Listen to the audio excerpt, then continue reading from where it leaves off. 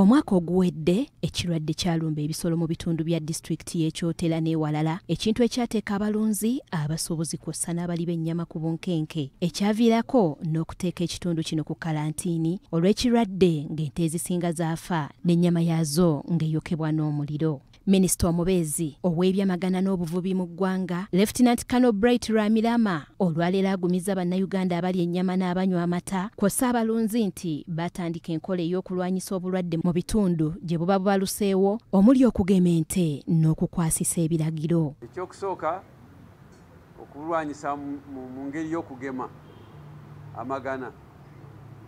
Kaakati obulwadde buno tugema buli myezi 6 mu bitundu ebyetutegeera ebibeeramu kalusu emirundi emingi, ebitundu ng'ebiriraanye ne paaka n'emiriraano gy'ensi zaffe endala. Ramilama alabudde abalunzi ku mateeka amagya n'ebiragiro ng'agamba nti omuntu anaakwatibwa nga talina bbaluwa etambuza nte waakusimbibwa mu mbuga z'amateeka era singa gumukka mu vvi waakwebaka mu mbuzi ekogga okumala emyezi 7 kw'ossa n'abalunzi okubalabula nti ente ezivaamu amata balina okulaba nga sindwadde. Kibonerezo ng'otutte ente nga tolina bbaluwa oba ng'ogijja mu bitundu ebirwaziza oba ng'oyita mu bitundu ebitasaanira mu ngeri y'ebyegero, ebibonerezo bijja kuba binene.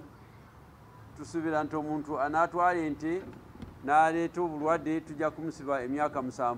Alipoota efulumiziddwa ya mwaka 2022-2023 era eraze nti amata geeyongedde obungi n'ebitundu 37 okuva ku buwumbi 2,841 mu mwaka 2021 okutuuka ku buwumbi 3,841 omwaka 2022-2023 wadde ng'ebitundu ebimu byalumbibwa ekyeya. Amata agagenda ebweru w'eggwanga geeyongedde okuva ku ssente za Amerika $1,200 okudda ku bukadde 2,604 omwaka 2022-2023. Tubadde tufunye ssente kuva wabweru mu mwaka ogw'2021 $1,200,000.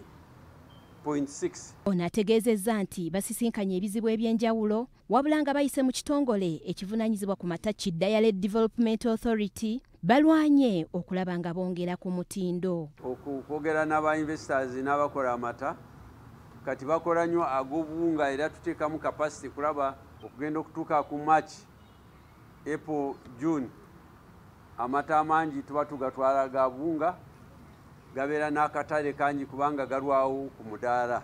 Evelyn Nakyejwe ne Tone Kitenda, BBS Telefina,